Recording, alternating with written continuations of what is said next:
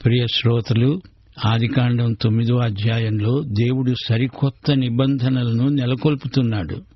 నోవహు పాపంలో పడిపోయాడు.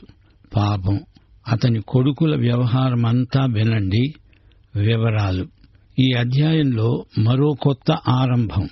ఈ అధ్యాయంలోని ప్రారంభం ఎంత విప్లవాత్మకమైందో బాగా ఆలోచిస్తేనే గాని బోధపడదు. మానవ మనస్సాక్షి యుగం సమాప్తమైంది. ఇప్పుడు దేవుడు మానవుణ్ణి ప్రభుత్వం కిందికి తెస్తున్నాడు. మానవునికి పరిపాలనా వ్యవస్థ అవసరమైంది. మానవుడు తనను తానే పరిపాలించుకోవాలి. అది దేవుని చిత్తం. నోవహుతో దేవుడు చేసిన నిబంధనలు ముఖ్యమైనవి. గమనించండి, గ్రహించండి. నోవహుతో నిబంధన అంటే నీతో నాతో నిబంధన అన్నమాటే. అది దేవునికి మానవతకు మధ్య సార్వత్రిక నిబంధన. దేవుడు నోవహును అతని కుమారులను ఆశీర్వదించి అన్నాడు, మీరు ఫలించి అభివృద్ధి పొంది భూమిని నింపండి. గమనించాలి, జలప్రళయానికి ముందున్న నాగరికత వేరు. ఆదాముకు కూడా ఇదే ఆజ్ఞ ఇవ్వబడింది. ఆదాముకు ముందు ఒక సృష్టి ఉండింది. అప్పుడు ఎలాంటి ప్రాణులు ఉండేవో నేను ఊహించలేను, ఎవరూ ఊహించలేరు. నోవహుకు దేవుని ఆజ్ఞ, మీరు ఫలించాలి, వృద్ధి చెందాలి, భూమినంతా నింపాలి. మానవ జాతికి వృద్ధి కలగాలి. దేవుడిచ్చిన ప్రత్యేకమైన ఆజ్ఞ ఇది. ఈ రోజున లోక జనాభా విపరీతంగా పెరిగిపోతున్నది. కాని నోవహు కుటుంబం మాత్రమే అప్పుడు మిగిలి ఉన్నది. ఒకే ఒక కుటుంబం, 8 మంది. దేవుడన్నాడు, అడవి జంతువులన్నిటికీ, ఆకాశ పక్షులన్నిటికీ, నేలపై పాకే ప్రతి పురుగుకు, సముద్రపు చేపలన్నిటికీ మీరంటే భయము, బెదురు కలుగుతాయి. అవి మీ చేతికి అప్పగించబడి ఉన్నాయి. ఇది మరో నిబంధన. మనిషికి కాపుదల ఉంది. జంతు ప్రపంచం మీద మానవుడికి సర్వాధికారం. అప్పటి వరకు మనిషి మాంసాహారి కాడు. జంతువులన్నీ మచ్చిక చేయబడినవే. ఒక జంతువు మరో జంతువును చంపటమంటూ లేదు. జంతువులన్నీ జలప్రళయానికి ముందు నోవహు వద్దకు వచ్చినవే. నోవహు అంటే జంతువులు భయపడి ఉండలేదు. అయితే ఇప్పుడు ఆ జంతువులు మనిషికి భయపడుతున్నాయి. జంతు ప్రపంచానికి మానవుడే బాధ్యుడు. జంతువులను మానవుడు హింసించడం మొదలెట్టాడు. జంతువులను దుర్వినియోగం చేస్తున్నాడు మానవుడు. వన్యమృగాలను, జలచరములైన తిమింగలాలను పట్టి వీటిని చంపేస్తున్నాడు. వాటి చర్మాలతో వ్యాపారం చేసి డబ్బు సంపాదిస్తున్నాడు. అడవి దున్నలను ఎన్నిటినో చంపేశాడు. ఆఫ్రికాలో ఎన్నో వన్యమృగాలు, ఆ జాతులు అంతరించిపోయాయి. మానవుడే వన్యమృగాలను మించిపోతున్నాడు.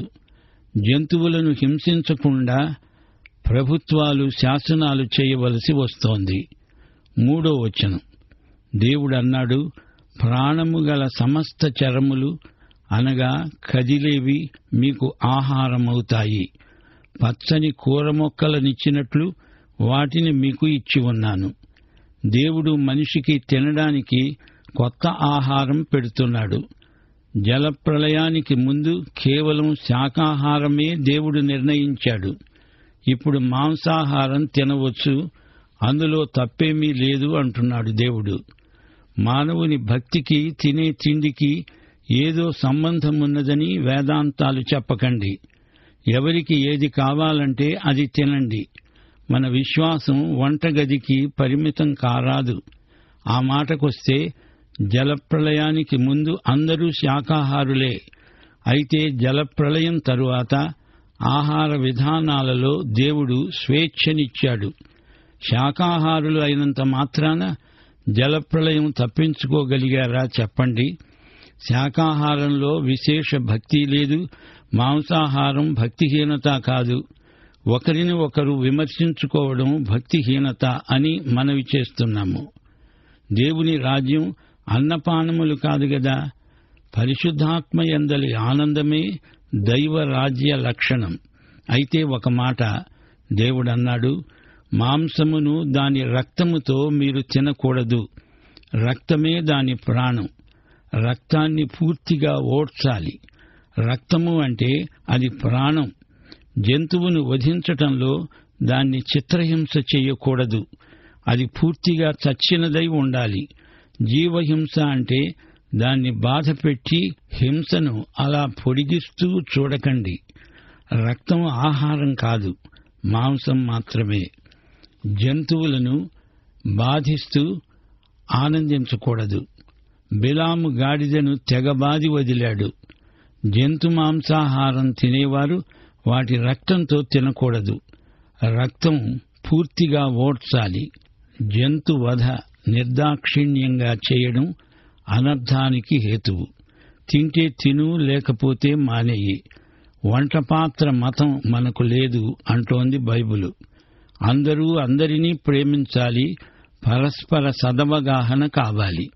దేవుడంటున్నాడు, మీకు ప్రాణమైన మీ రక్తమును గూర్చి నేను విచారణ చేస్తాను. దానిని గూర్చి ప్రతి జంతువును, నరులను విచారణ చేస్తాను. ప్రతి నరుని ప్రాణమును గూర్చి వాని సహోదరుణ్ణి విచారణ చేస్తాను. అయితే మానవునికి కీడు కలిగించే పురుగు పుట్ర విషయమో ఇవి మనలను ఎదుర్కొన్నప్పుడు వాటిని చంపక తప్పదే. ఈ సమస్య దేవునికి తెలుసు. ఈ నిబంధనల్లో 5వది ఎలా ఉందో వినండి. 6వ వచనం, నరుని రక్తమును చిందించేవాని రక్తము నరుని వల్లనే చిందించబడుతుంది. ఎందుకనగా దేవుడు తన స్వరూపమందు నరుణ్ణి చేశాడు. ఇదిగో ఇదే ప్రభుత్వం ప్రయోజనం. మానవుని ప్రాణరక్షణ కాపుదల బాధ్యత ప్రభుత్వానిది. ప్రభుత్వం హత్యానేరాన్ని శిక్షిస్తుంది. మనిషి ప్రాణానికి క్షేమము, భద్రత కలిగిస్తుంది. గమనించండి. 1, ప్రభుత్వం మానవ జాతి మనుగడకు, వృద్ధికి దోహదపడే శాసనాలు, చట్టాలు చెయ్యాలి. 2, ప్రాణరక్షణకు హామీ ఇవ్వాలి. 3, పశు జంతు సముదాయముపై మానవునికి అధికారం, యాజమాన్యం ఉంది. 4, రక్తముతో మాంసం తినకూడదు. మాంసాహారం కూడా శాకాహారంలాగే దైవామోదం పొందిందే. 5, హత్య శిక్షార్హమైన నేరం. రాను రాను హంతకులను శిక్షించడంలో శాసనాలు అంత కఠినంగా అమలుకు రావటం లేదు. అందుకే హత్యానేరాల సంఖ్య లోకమంతటా ఎక్కువ అవుతోంది. రక్తం చిందించిన వాని రక్తం చిందాలి అనే ప్రభుత్వ శాసనం సడలించరానిది. హత్యకు మరణశిక్ష. ఇది దేవుని తీర్పు. ఈ విధంగా దేవుడు మానవ ప్రాణానికి ప్రభుత్వాల ద్వారా భద్రత కల్పించాడు. ఈ రోజుల్లో మనిషి ప్రాణానికి క్షేమము, భద్రత అంతగా ఉన్నట్లు కనిపించదు. ఎప్పుడేమి జరుగుతుందో ఎవరికీ తెలియదు. మానవుని హృదయంలో దైవభీతి, మానవతపై ప్రేమ ఉంటే చాలు, హత్యలు జరగవు.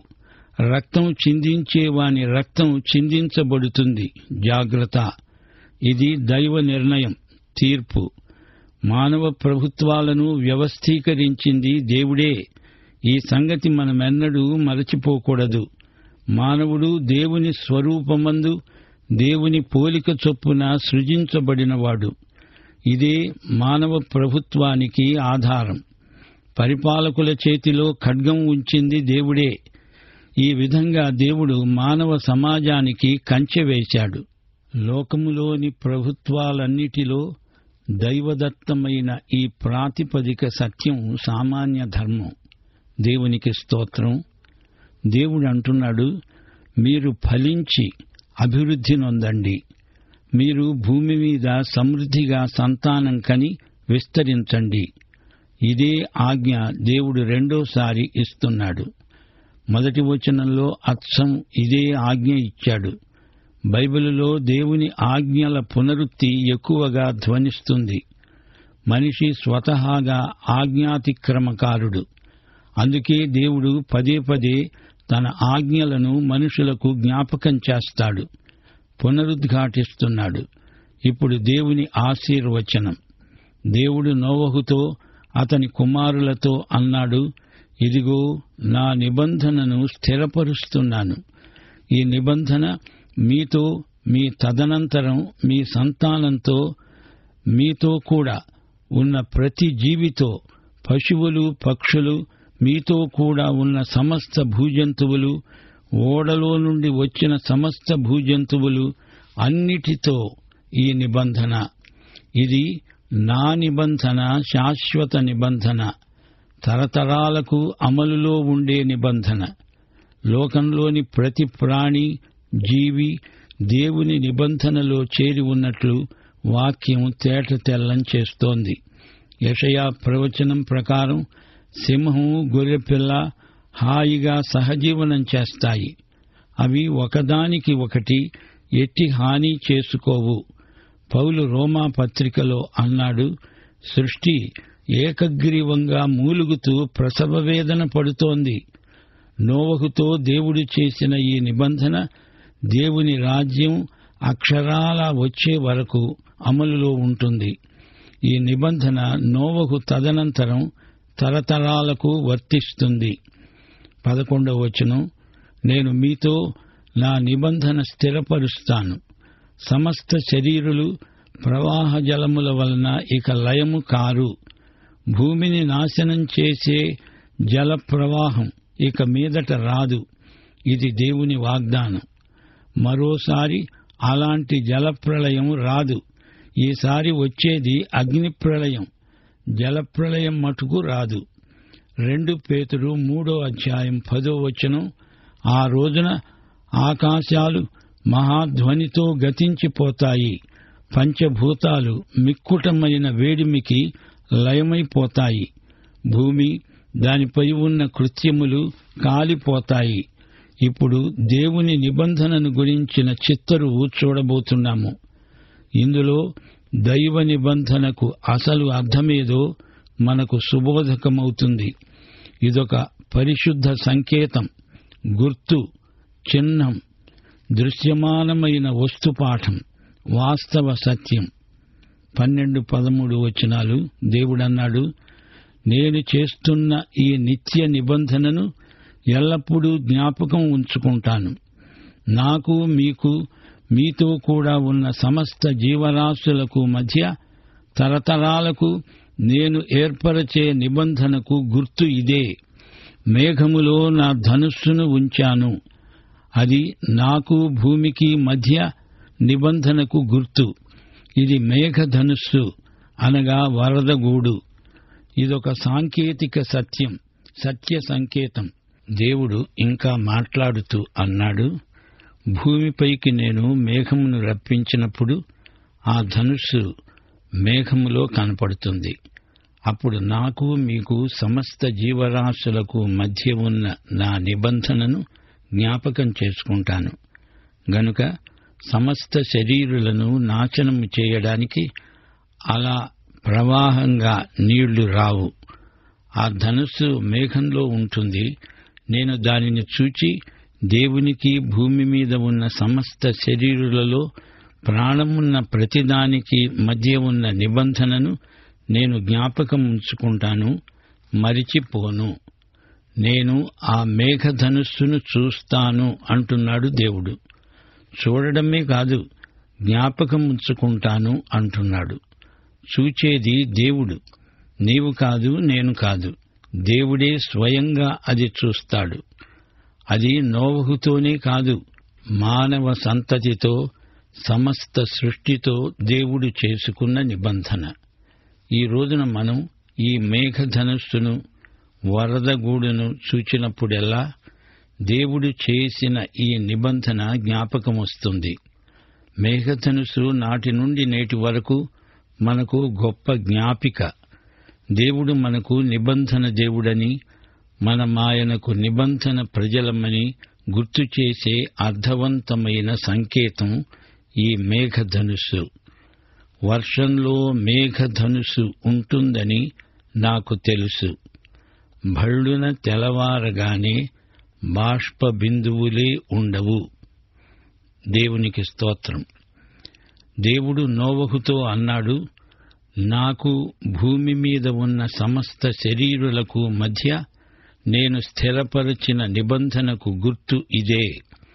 మేఘధనుస్సులో సంస్కార సంకేతమున్నది. దేవుని వాగ్దానాలను స్ఫురణకు తెచ్చే దృశ్యమాన సంకేతమిది. ఉదాహరణకు పస్కా పండుగ, ఇత్తడి సర్పం, గిద్యోను కోరిన గొర్రె చర్మం ఉన్ని, అందాక ఎందుకు ఈ రోజున బాప్తిస్మము, ప్రభురాత్రి భోజనము, ఇవన్నీ సంస్కార చిహ్నితములైన సంకేతాలే. దేవుని కృపానేత్రము, మన విశ్వాసనేత్రము, ఈ రెండు కన్నులు కలుసుకునే సంధిస్థానం ఆధ్యాత్మిక సంస్కారాలు. ఈ మేఘధనుస్సును చూచినప్పుడెల్లా అదే జరుగుతుంది. ఈ సంకేతంతో ముడిపడి ఉన్న వాగ్దానాన్ని విశ్వాసం చేపట్టడం జరుగుతుంది. సంకేతం సూచించే సత్యం ముఖ్యం. వాగ్దానమందు విశ్వాసము లేనప్పుడు సంకేతం మూగబోతుంది. అది మనకు నిశ్చయత కలిగించజాలదు. సంకేతం, సత్యం ఈ రెండూ జతచేయబడి ఉంటాయి. దేవుడు వాగ్దానం చేసి ఆ వాగ్దానానికి ఒక సంకేతమిస్తాడు. ఈ సంకేతం దేవుని వాగ్దానానికి ఆయన పెట్టిన సంతకం అన్నమాట. నోవహు నిర్మించిన బలిపీఠానికి మేఘధనుస్సు ఆమోద సంకేతం. అంటే దేవుడు అంటున్నాడు, దాన్ని నేను చూస్తాను, జ్ఞాపకముంచుకుంటాను. ఒక ప్రయాణికుడు విమానంలో ప్రయాణం చేస్తూ ఉండగా అకస్మాత్తుగా తుఫాను ముంచుకు వచ్చింది. సూర్యరశ్మి గుండా ఉవ్వెత్తుగా విమానం ఎగురుతూ ఉండగా ఇంతలో మేఘాల గుండా వరదగూడు మేఘధనుస్సు కనిపించింది. అది వర్తులాకారంలో ఉంది. ఈ ప్రయాణికుడికి అలనాటి నోవహుకు కలిగినంత ఆదరణ కలిగింది. దేవుని నిబంధనా జ్ఞాపికలకు దేవునికి ఎంతో కృతజ్ఞులం. 18వ వచనం నుండి విషాదకరమైన చీకటి ఘడియలు నోవహు వ్యక్తిగత జీవితంలో పొడసూపినవి. ఇది వింటుంటే మనకెంతో బాధ అనిపించక మానదు. దేవుని హృదయం ఎంతో గాయపడిన ఉదంతమిది. జలప్రళయం వచ్చింది. పాపులెందరున్నారో వారందరూ జలప్రళయంలో నశించారు. గనుక పాపమనేది ఇక లేదు అందామా? ఇప్పుడు జాగ్రత్తగా వినండి. 18వ వచనం. ఓడలో నుండి వచ్చిన నోవహు కుమారులు షేము, హాము, యాపెతు అనేవారు. హాము కనానుకు తండ్రి. ఈ ముగ్గురు నోవహు కుమారులు. వీరి సంతానం భూమియందు అంతటా వ్యాపించింది. షేము, హాము, యాపెతు 3 పేర్లు సరే. మరి హాము కుమారుడైన కనాను పేరు ఇక్కడ ఎందుకు చెప్పబడినట్లు? దీనికి కారణాలున్నాయి, గమనించాలి. మోషే ఈ చరిత్ర రాస్తున్నప్పుడు కనాను భూమిలో ఇశ్రాయేలీయులు ప్రయాణం చేస్తున్నారు. ఈ కనానీయులపై దేవుని శాపం ఉంది. ఈ వైనం ఇశ్రాయేలీయులు తెలుసుకుని ఉండడం మంచిదని మోషేకు తోచింది. అది దేవుని నడుపుదలే, వేరేమీ కాదు. నోవహు వ్యవసాయం చేయనారంభించి ద్రాక్ష తోట వేశాడు. పిమ్మట ద్రాక్షరసము తాగి మత్తుడై తన గుడారంలో వస్త్రహీనుడై పడి ఉన్నాడు. నోవహు ఎలాంటి పాపం చేశాడో చూడండి. నోవహు తప్ప తాగాడు, అది పాపం. అతని పాపాన్ని ఎవరూ సమర్థించే ప్రయత్నం చేయకండి. ద్రాక్షరసపానమత్తుడు. అలా తాగడం పాపమా? అంతకుముందు ఎవరూ అలా తాగి ఉండలేదు, అది పాపమని చెప్పబడి ఉండలేదే అని కొందరు వాదిస్తారు. జలప్రళయానికి ముందు శీతోష్ణ స్థితుల ప్రభావం వల్ల ద్రాక్షరసం పొంగేది కాదని, అదే అలవాటు చొప్పున తెలియక తాగి మత్తుడయ్యాడని మరో విచిత్రవాదం. అదంతా అలా ఉంచండి. అప్పుడు నోహవుతో కొత్త ఆరంభం. అంతా కొత్తే. అయితే పాపం పాతదే. అది వారిలోకి వచ్చిన పాత సరుకు. ఆ పాప పర్యవసానమెలా ఉందో చూతుడుగాని అప్పుడు కనానుకు తండ్రి అయిన హాము తన తండ్రి వస్త్రహీనుడై ఉండడం చూచి బయట ఉన్న తన 2 సహోదరులకు ఆ సంగతి తెలిపాడు. అప్పుడు షేము యాపెతు వస్త్రమొకటి తీసుకొని తమ 2 భుజాల మీద వేసుకొని వెనుకకు నడిచి వెళ్లి తమ తండ్రి దిశములను కప్పారు. వారి ముఖములు వెనకతట్టు ఉండడం వల్ల తమ తండ్రి దిశములను చూడలేదు. అప్పుడు దేవుడు ఏమన్నాడో వినండి. దేవుడు అన్న ఈ మాటే నోవహు నిబంధనావళిలో భాగమైపోయింది. 25వ వచనం. నోవహు మత్తు నుండి మేలుకొని తన చిన్న కుమారుడు చేసిన దానిని తెలుసుకొని అన్నాడు, కనాను శపింపబడిన వాడై తన సహోదరులకు దాసానుదాసుడవుతాడు. కనాను శాపగ్రస్తుడగునుగాక. శాపం. నోవహు హామును శపించలేదు. హాము శాపం ఏమిటి? అది నల్లజాతులకు వర్తిస్తుందా?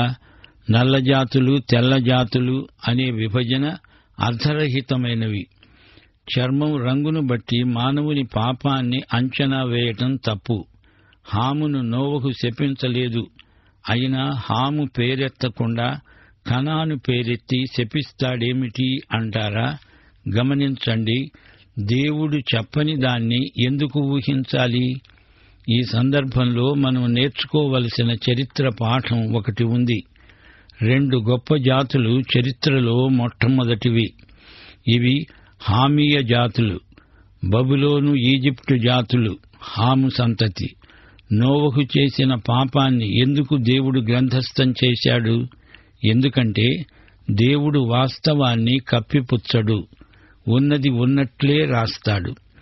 నోవహు పాడు పని చేసినా మనవాడేలే, ఈ సంగతి దాటేద్దాము అని దేవుడు అనుకోడు. నోవహుకు గొప్ప కథానాయకుడుగా ప్రచారమివ్వాలని అతని పాపాన్ని దాచిపెట్టడు దేవుడు.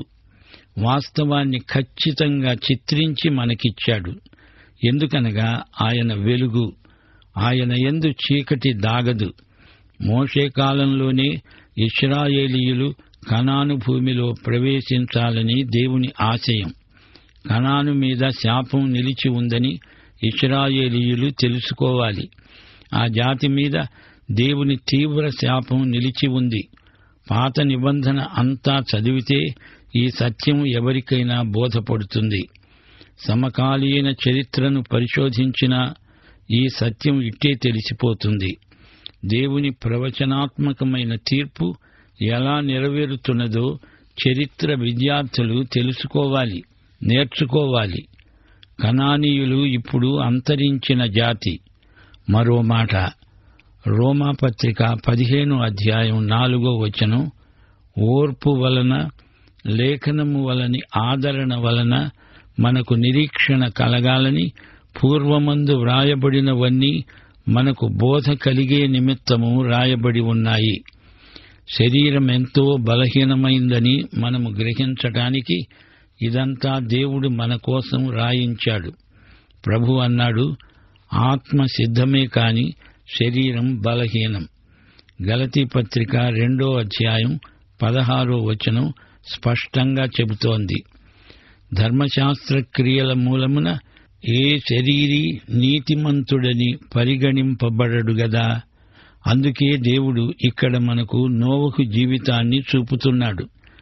ఎంత గొప్ప మనిషైనా పతనం చెందే ప్రమాదం ఉందని, అందుచేత ఆధ్యాత్మిక జాగ్రత్త కలిగి బతకాలని హెచ్చరించడానికి ఇది రాయించాడు. నోవహు పాపం చేశాడు, తాగాడు, చేయకూడని పని చేశాడు. ఒకవేళ నీవు దేవుని బిడ్డవు, నీవు తాగకపోవచ్చు. నోవహు పాపం లాంటిది కాదు, మరేదో చేసి నోవహు బాధ పెట్టినంతగా అంతకంటే ఎక్కువే నీవు నీ ప్రభు హృదయాన్ని గాయపరచవచ్చు. నోవహు పాపం చేశాడు. క్రైస్తవులు కూడా అడపాదడపా పాపం చేస్తున్నట్లు వింటూ ఉంటాము. అప్పుడేమవుతుంది? వారి రక్షణ పోతుందా? రద్దవుతుందా? నోవహు ఘోర పాపం చేశాడు, నిజమే. దాని ఫలితం అనుభవించక తప్పదు. అది కూడా నిజమే. అతని రక్షణ పోదు, రక్షణానందం పోతుంది. గనుక జాగ్రత్త. అంతటా నోవహు అన్నాడు, షేము దేవుడైన యెహోవా స్తుతింపబడునుగాక. కనాను అతనికి దాసుడవుతాడు. దేవుడు యాపెతును విశాలపరుస్తాడు. అతడు షేము గుడారములో నివసిస్తాడు. అతనికి కనాను దాసుడవుతాడు. గమనించాలి, మోషేకు దేవుడు ఈ దర్శనమిచ్చిన తరువాత, అనగా ఈ ప్రత్యక్షం అనుగ్రహించిన తరువాత, ఇశ్రాయేలీయులను మోషే కనానుకు నడిపించాడు. ఇశ్రాయేలీయులు షేము సంతతి, బబులోను, ఈజిప్టు, హాము సంతతి. మిగతా జాతులు యాపెతు సంతతి. ఆ జలప్రవాహము గతించిన తరువాత నోవహు 350 ఏండ్లు బ్రతికాడు. నోవహు బ్రతికిన రోజులు 950 ఏండ్లు. అప్పుడతడు మృతి చెందాడు. ఆదికాండం 9వ అధ్యాయం ఇంతటితో సమాప్తం.